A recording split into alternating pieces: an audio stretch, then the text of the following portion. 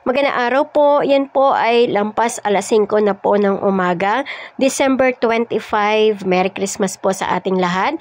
Kami po ay nagre-ready na po para po sa amin pong Christmas party na gaganapin po kay Ate Early, kapatid po ng aking asawa. At yan na po yung mga pagkain na dinala po ng mga kapatid po ng aking asawa. At syempre, ang niluto po ni Ate Early, may nagdala po ng paksiw na baboy, piniritong bangus, kaldereta, piniritong manok, rellenong bangus po, buro po ng Kapampangan kung nakatikim na po kayo niyan, napakasarap po. Nilagang ampalaya at talong at ang mustasa. Syempre, hindi po mawawala ang kanin. Nandyan din po yung napakatamis na pakwan na sobrang pula po ng kulay. Mapulang mapula po. At yung gusto pong kumain ng tinapay, meron din po at yung juice. So, ayan na po ang pagkain po namin ngayong araw na ito.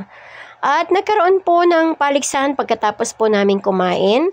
Lahat po ng mga nanalo, yan po mga bata, ay binigyan po ni Ate Early ng 50 pesos. Ayan po si Chengay, ang aking anak.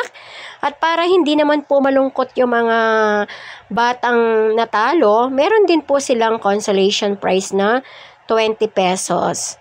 So, ayan po, binibigay na po ni Ate Early yung consolation prize po nila. At ayan po si Bubod, ang aking anak.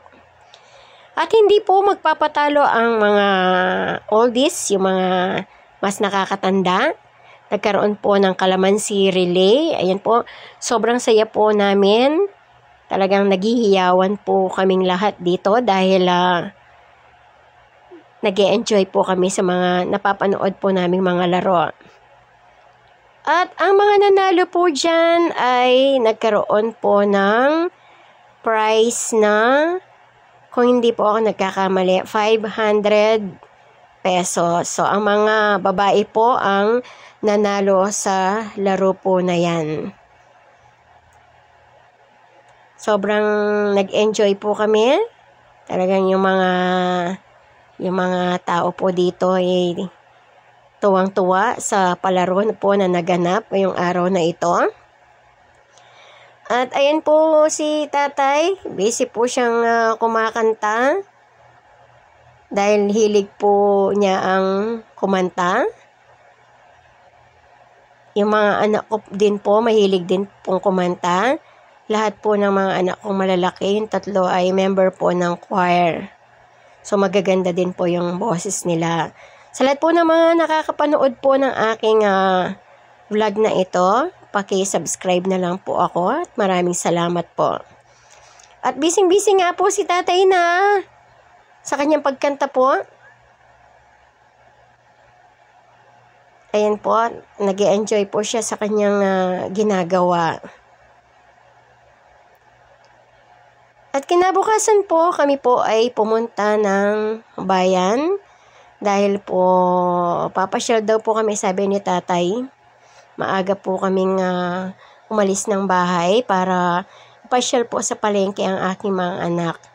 Hanggang palengke lang po kaming namamasyal. So, kapag nakikita ko po yung napakagandang tanawin po dito po sa May Pasig, sa dinadaanan po namin, nakakawala po ng stress.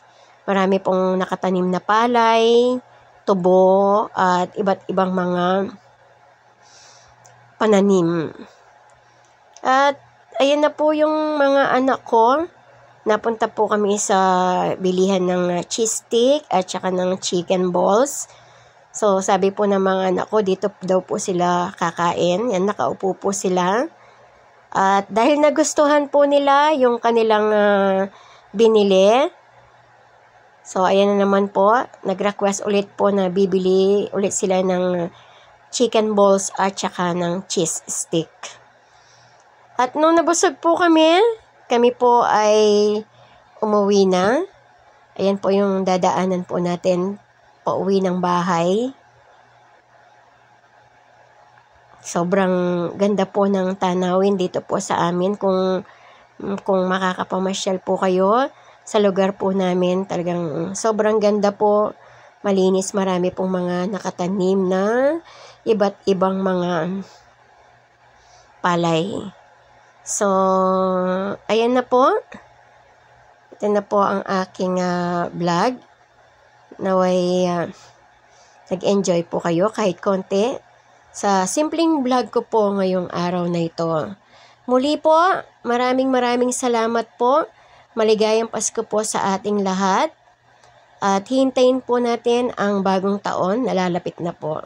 Muli, magandang araw po at mabuhay po tayong lahat.